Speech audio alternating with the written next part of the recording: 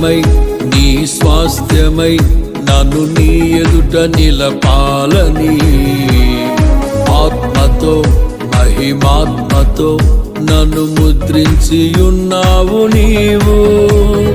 వరములతో ఫలములతో నీకై బ్రతకాలని తుది శ్వాస నీ సన్నిధిలో విజయం చూడాలని ఆశతో ఉన్నానయ్యా.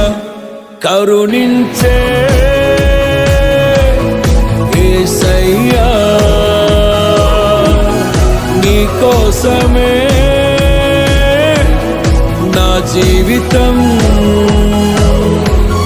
నిన్ను చేరే ఆశయం తీరాలని